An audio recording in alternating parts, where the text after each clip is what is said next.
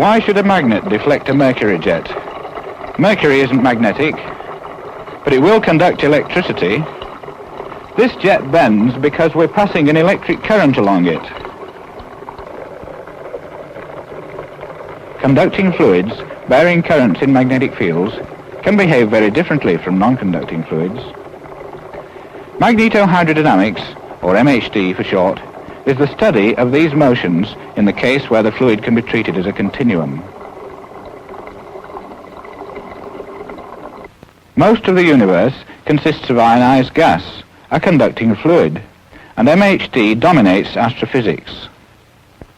These solar flares owe their strange form to magnetic forces. Ionized gas exists on Earth, too. But on Earth, there are also conducting liquids, such as the acid in this battery or the mercury in the jet. The field is horizontal, the current is vertical.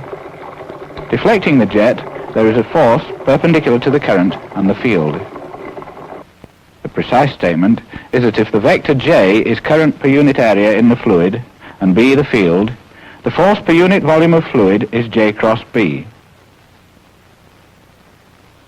Here is mercury in a flat pipe. Between these electrodes, we're passing a vertical current. When we bring the magnet up, J cross B causes pressure changes which pump the fluid.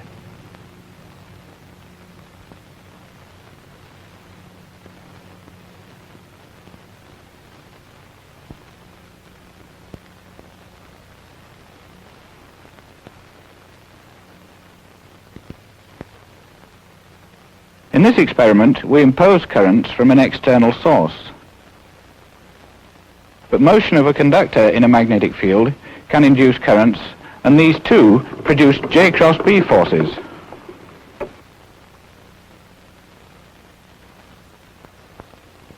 As the ring crosses the edge of the field, it links an increasing amount of magnetic flux. According to Faraday's law, a current will be induced around the ring. This current produces the force we observed. The J cross B forces on a conductor are distributed throughout its interior. When the conductors are solid, it doesn't deform. But what happens with a liquid? Here is mercury in a shallow trough, and this powder will reveal the motion.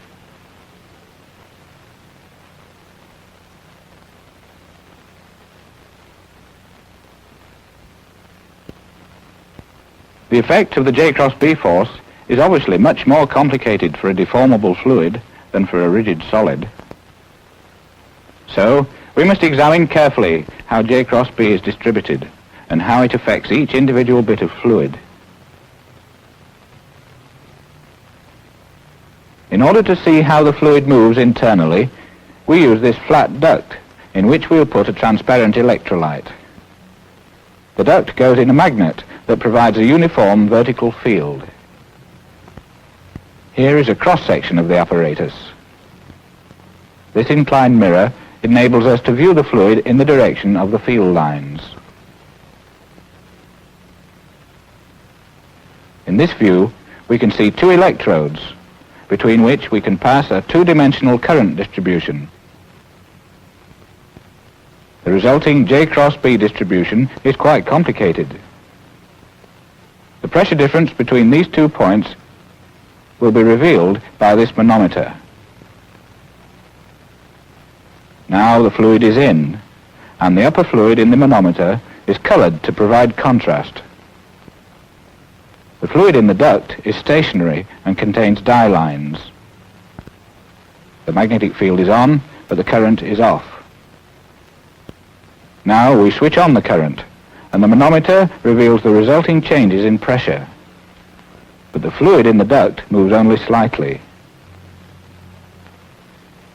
In this case, then, the fluid can sustain J cross B forces without being seriously disturbed. The pressure must have changed so that the pressure gradient balances J cross B to a close approximation. But the pressure gradient is an irrotational vector, and so we conclude that here J cross B is irrotational and is not capable of making any fluid element spin, even though it is very non-uniform. Now the fluid is in motion. When the same J cross B distribution is applied, the manometer indicates that J cross B forces are again altering the pressure distribution. But for a given flow rate, the flow pattern is unaffected. J cross B is still irrotational, and changes in the pressure distribution are able to balance it. So far, the currents have been in a uniform magnetic field. Let's move to the edge of the field. Now the currents cross the region where B falls from a uniform value to 0. Here's the electrolyte at rest. The current goes on. Let's repeat that. J cross B is rotational now and makes the fluid spin. More precisely, it creates vorticity.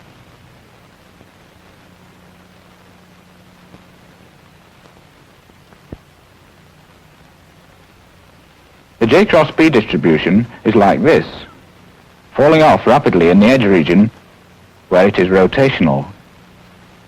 But a pressure gradient can only be irrotational, so it can't balance J cross B anymore. And the fluid can't stay still. Now let's see the effect of the same J cross B distribution when we have the fluid flowing along the duct. To see this, we move downstream beyond these dye injectors.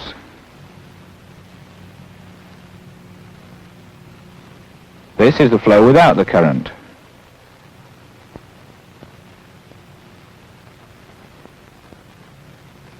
Now we switch on the current.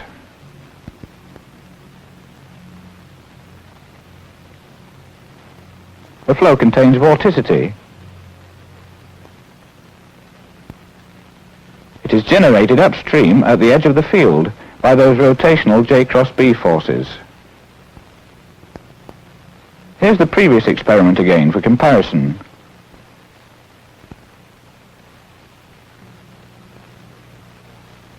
So the important question about J cross B in these experiments is whether it is rotational or not, whether it can change the vorticity.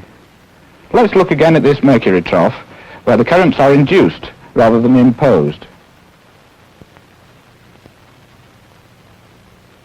Vorticity is being generated, but these forces can sometimes suppress vorticity instead. Before we see this in a fluid, let's consider this metal loop, free to rotate. If we apply a magnetic field normal to the axis of rotation, the motion is strongly suppressed.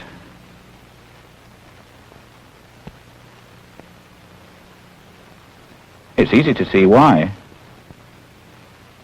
When the loop is aligned like this and rotates a little way, it begins to link magnetic flux, and the current is induced like this. The resultant J cross B forces oppose the rotation. For small inclinations, the opposing torque is proportional to angular velocity.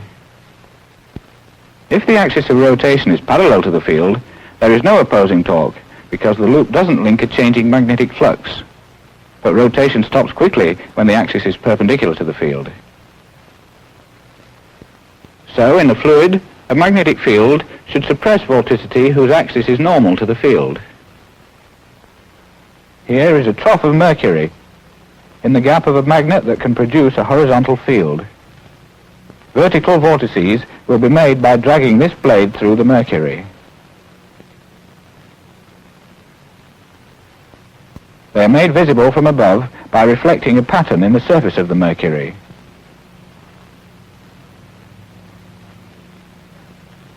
Here there is no field.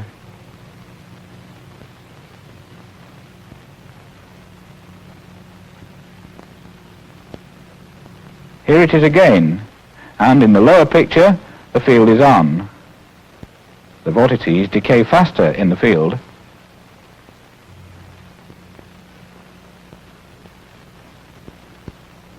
Let's repeat that shot.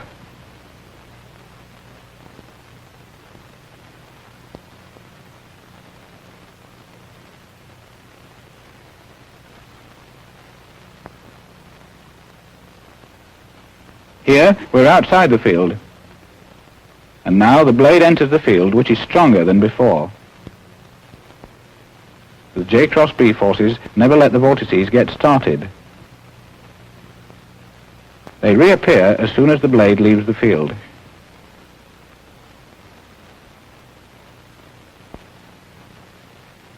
We've now seen rotational J cross B forces creating vorticity and suppressing it.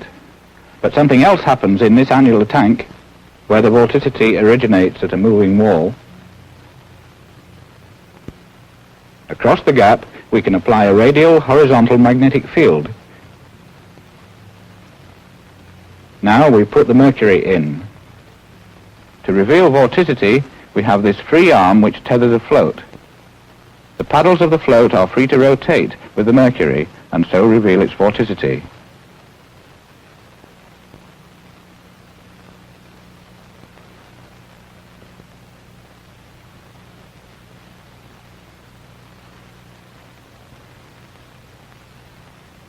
After the mercury reaches a steady state of clockwise motion, we can see that the vorticity is anti-clockwise, as we would expect. But watch what happens when we put on the field. There. Here's the motion again without the field, and it goes on now. The float has the same angular velocity as the frame holding it, so most of the mercury is now rotating like a solid body, slipping over both cylinders. Actually, the slip occurs across thin viscous boundary layers called Hartmann layers.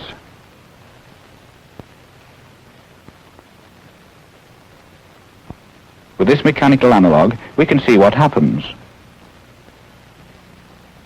We spin the loop without the field. When the field comes on, induced forces act briefly until the loop moves like this. There is now no change in magnetic flux linked. There is pure rotation, just as in the mercury. In the flow without the field, the vorticity is such as would cause a loop in the fluid to link a changing flux when the field comes on. So J cross B changes the vorticity to avoid this. As we repeat the experiment, observe the direction of the vorticity. With no field, it's anti-clockwise. The field makes it clockwise. The J cross B forces have also produced intense anti-clockwise vorticity in the thin Hartmann layers. So here, J cross B has rearranged the total vorticity, not suppressed it.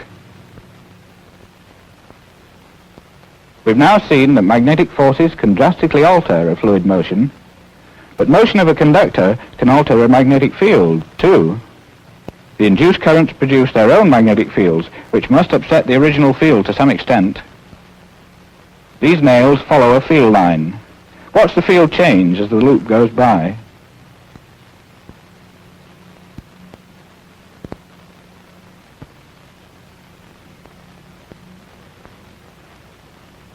This perturbation of the field was a weak effect in all the experiments so far, and we ignored it. But when the induced fields are too big to ignore, an entirely different kind of MHD occurs. To understand this, let's look again at that rotating loop. The induced current creates an induced field, which combines with the original field to make the total field less inclined to the loop than before. The point to notice is that the field is perturbed in such a way that the rise of flux linked by the loop is reduced. If we stop the loop rotating, its resistance causes the induced current and induced field to decay, and the total field relaxes back to its original form in a time that depends on the ratio of the inductance and the resistance of the loop. This is the magnetic relaxation time, which gets longer as we make the resistance less. The extent to which a rotating loop perturbs the original field depends on how this magnetic relaxation time compares with the time for a revolution. Here the relaxation time is the shorter, and the field continually relaxes back to its original form and is hardly perturbed. Then the magnetic forces are dissipative. There's only a torque when the loop is moving, inducing a current.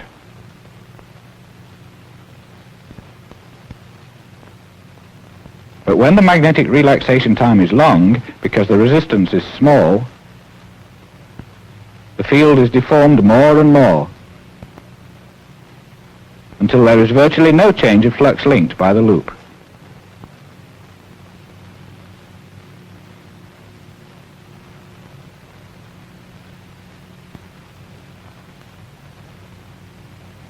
As we approach perfect conductivity, the induced EMF needed to drive the currents becomes negligible.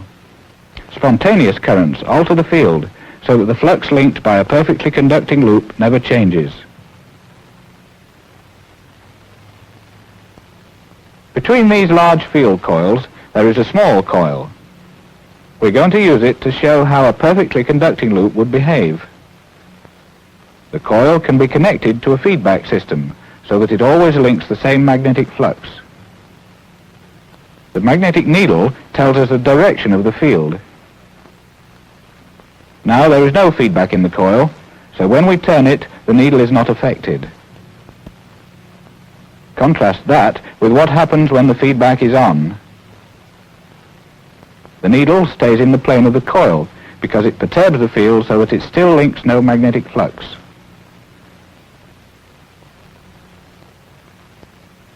If the coil is displaced, it oscillates. The damping is due to mechanical friction. There can't be electric dissipation if there is perfect conductivity. It's less than the magnetic relaxation time, so the field is strongly perturbed. And now the J cross B forces produce a restoring torque, which, for small inclinations, is proportional to angle of inclination, like an elastic restraint. In a fluid, the same ideas apply. In any loop drawn in the fluid, the magnetic relaxation time is of order mu naught sigma L squared, which is big if sigma, the conductivity, is large, or L, the scale, is large, as it is in astrophysics. The question is how this time compares with other times characteristic of the motion. In this experiment, the magnetic relaxation time for loops drawn in the vortices is short compared with their rotation time. So J cross B is dissipative, not elastic. Before we show elastic behavior in a fluid, let's consider the simplest motion that contains vorticity. These rectangles represent layers of fluid which can slide past each other. There is then vorticity between the layers. Suppose we apply a magnetic field like this. The question then is, what will be the effect of the J cross B forces whenever they are elastic, rather than dissipative? Consider this loop lying between two layers of fluid. At present, the loop links no flux. If we move this layer down, the induced currents around the loop produce elastic forces like this, tending to twist the loop back in line. This force pushes this layer of fluid down, and then the next loop suffers the elastic forces. And the action is passed on down the line. Here's a working model. On these pivoted rods are attached flexible loops which are connected to a feedback system so as to simulate perfect conductivity. With the field on, we disturb the first rod and the motion propagates as a wave. Here it is again in slow motion.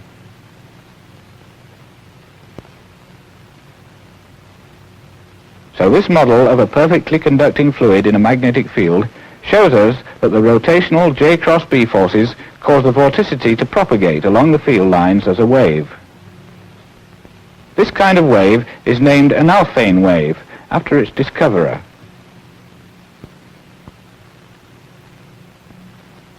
Now let's see Alfvén waves in a real fluid. In order to approach the perfect conductivity condition, we have to use a liquid mixture of sodium and potassium, which has to be contained in this airtight tank. We also have to make the waves travel fast by using this magnet to provide a strong vertical magnetic field. Then, the transit time of the waves is short compared with the relaxation time of fields in the fluid. Inside this tank, we place this structure. We excite motions at the bottom of the liquid by passing a current radially through it, between this central electrode and this cylindrical one. The radial current interacts with the vertical field to produce J cross B forces that make the fluid swell. At first, only the bottom layer of liquid moves. The liquid above is at rest, so there is vorticity between it and the moving layer below. But immediately this vorticity must propagate away along the field lines as an Alfvén wave.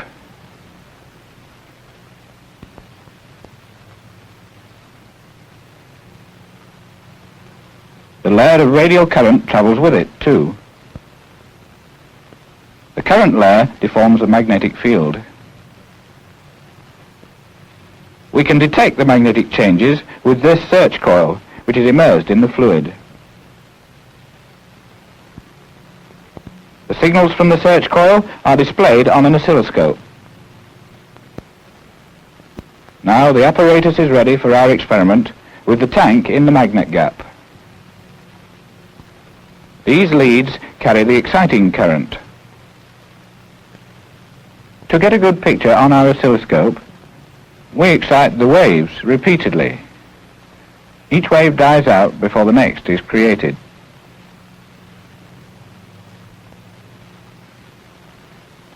The upper trace shows the sudden onset of current in the exciting winding. The lower trace shows the signals generated in the search coil. Now the magnetic field is off, and the lower trace shows only some stray signals. No signal reaches the search coil itself, which is shielded by the liquid. But as the field comes on, the trace changes.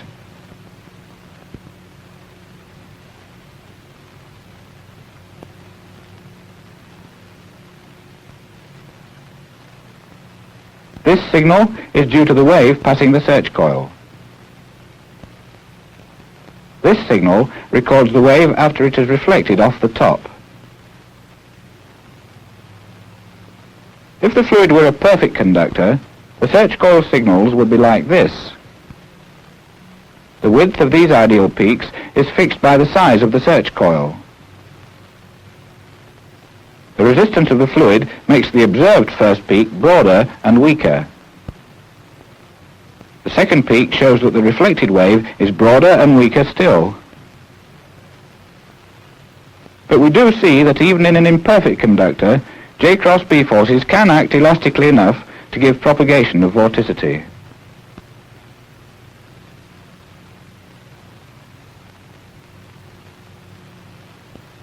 Vorticity has been our main theme because J cross B forces affect fluid motions by being rotational. They sometimes create vorticity,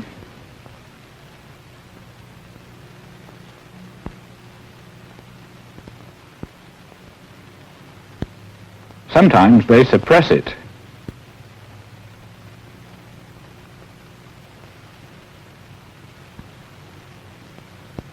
Sometimes they even reverse it.